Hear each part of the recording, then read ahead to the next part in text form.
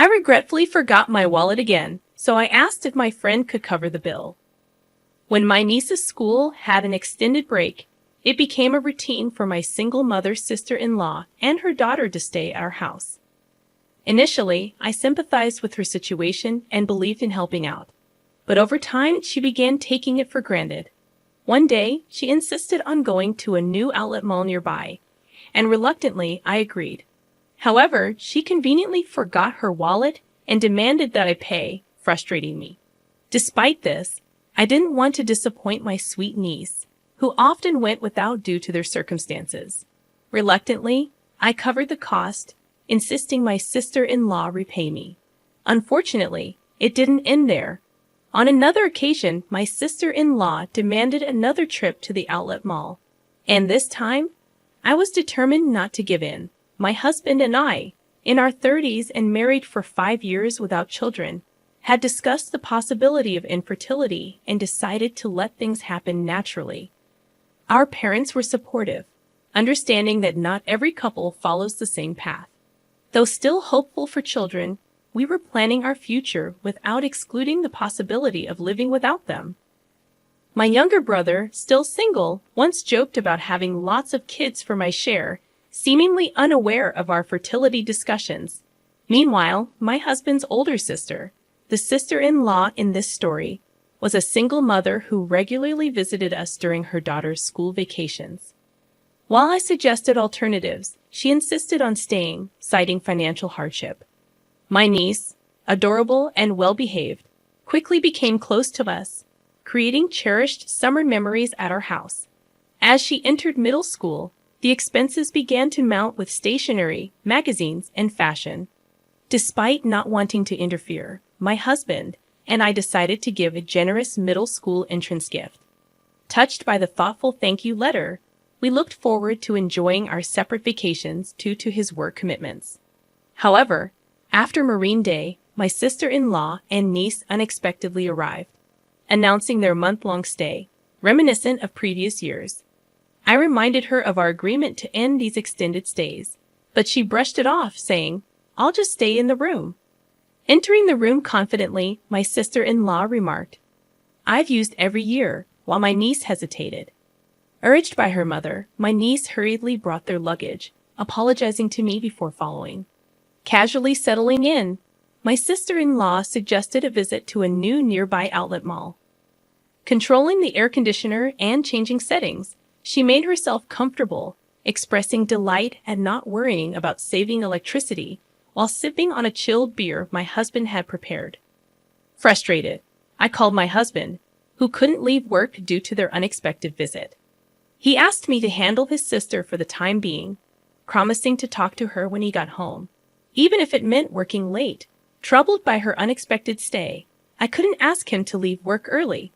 Reluctantly, I decided it was better to take my sister-in-law and niece to the outlet mall than to have them linger around the house.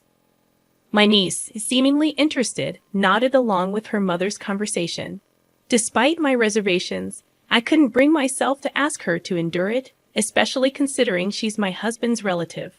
Unprepared for lunch and with unexpected guests, I reluctantly agreed to take them to the outlet mall, opting for a bus due to the heat.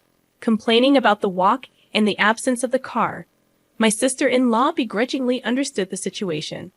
As we arrived at the outlet mall, she started fussing about forgetting her wallet. Her explanation about mistakenly putting her credit card back in her wallet didn't make sense.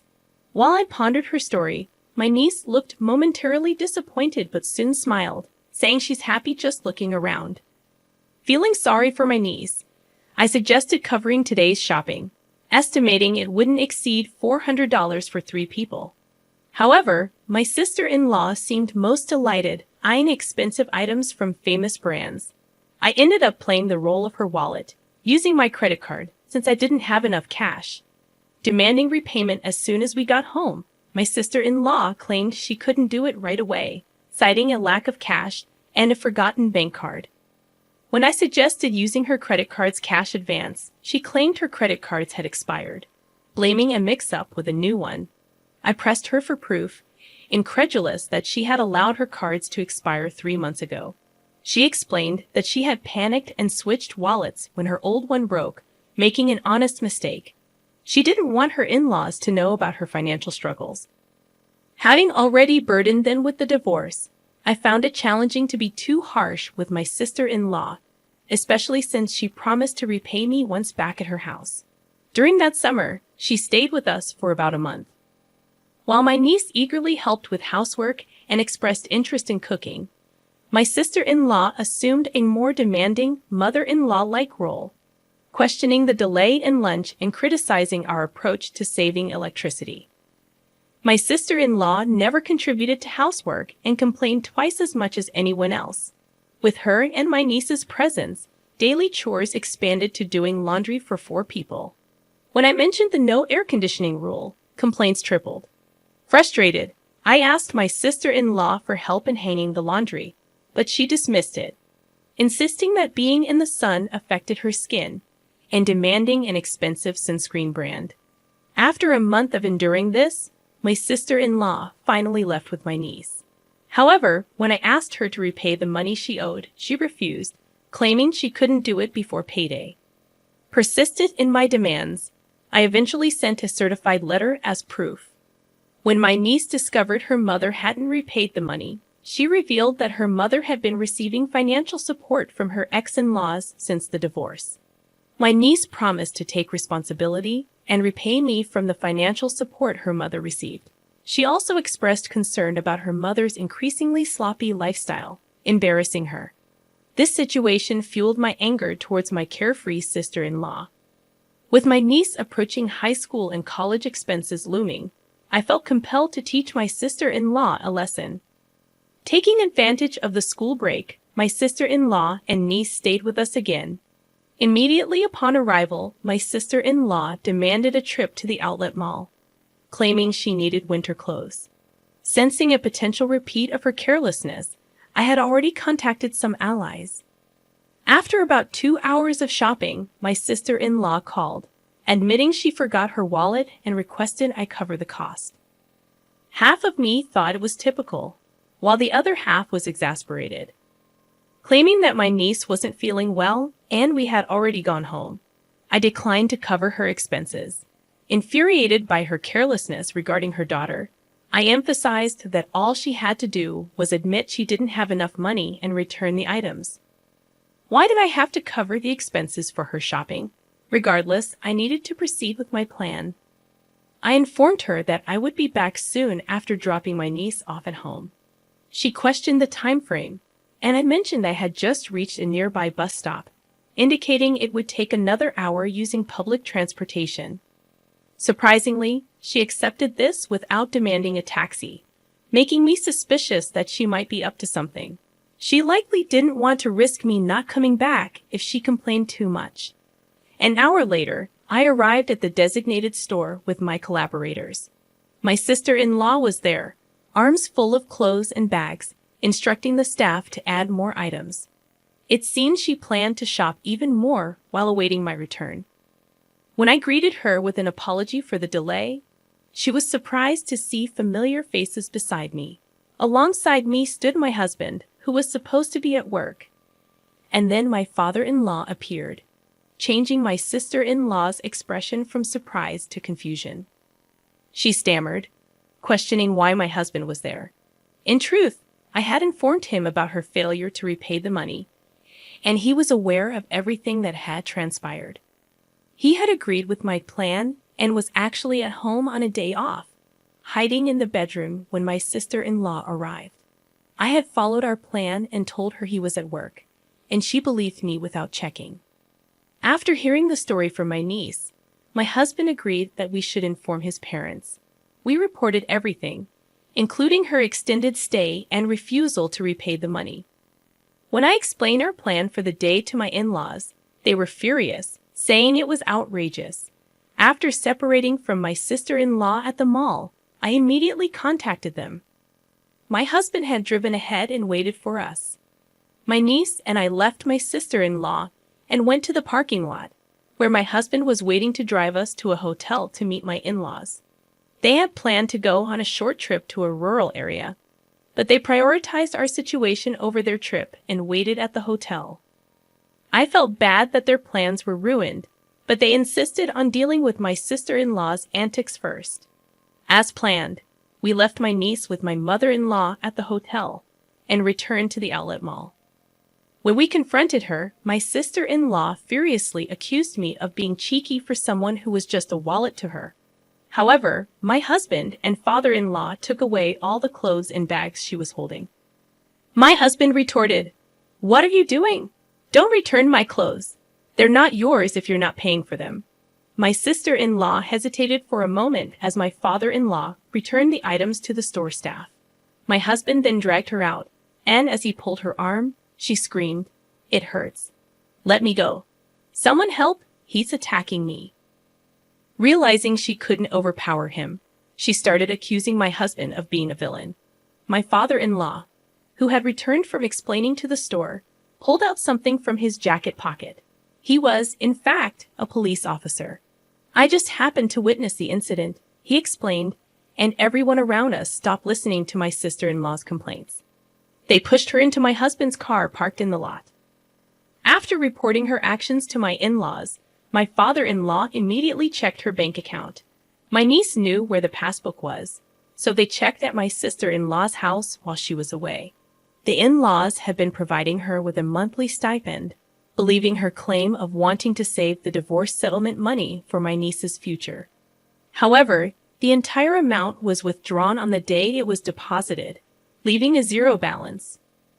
The account in my niece's name, supposed to contain the divorce settlement, was almost empty because my sister-in-law didn't receive alimony due to her fault in the divorce. She also withdrew the child support from her ex-husband immediately after it was deposited. Furthermore, she confessed to not working, despite telling her parents she was. She spent her days leisurely using the support money and child support. The divorce settlement money she claimed to save for my niece was spent on her lifestyle. When it ran out, she planned to make me buy designer goods and sell them for cash. She even boasted about how well-known Target outlet items sold. My father-in-law hung his head in shame and apologized to us. Despite feeling sorry for my father-in-law, I showed them a video as evidence. It captured my sister-in-law red-handed. Whenever she and her daughter stayed with us, my husband's and my belongings mysteriously disappeared. It was too coincidental to happen every time, and more items vanished with each visit. Without proof, I couldn't accuse her, but I kept an eye on her. After she didn't repay the money I had fronted, I couldn't watch her all the time, so I installed hidden cameras in our rooms. Multiple times during her stay, she seemed to be searching our room when I was out. Finally, she began to blatantly steal. Just before leaving, there were times when she had checked the location many times and would go straight to his destination and steal what she was looking for. With practiced skill, she knew exactly where to go, swiftly taking specific items like my jewelry and my husband's luxury watch. The cameras caught her in the act, even capturing her face as she didn't notice them. My father-in-law, a police officer, was visibly furious, saying it's shameful to have a criminal in the family. He was overwhelmed with anger and sadness. When confronted, my sister-in-law brazenly claimed she had already sold the stolen items. My father-in-law instructed us to file a police report and submit the video as evidence. However, we were hesitant about turning in our own family. It's not a crime among Ames, right? We don't count someone who exploits kindness and repays generosity with evil as family, my husband said as he started the car engine. My sister-in-law asked, "Where are you taking me?" My father-in-law answered, "To the police, obviously." She screamed as if it was the end of the world, begging us for mercy. She tried to destroy my phone, claiming it would erase the evidence, but I informed her it was just a copy, and the original was safe at home. She resigned to silence when she realized she had no escape. She pleaded, "I'll repay the money. Just don't take me to the police." It's not just a matter of getting your money back. The stolen items had sentimental value. It wasn't just about the money. My jewelry I bought with my first salary, gifts from my husband, and heirlooms from my late grandmother.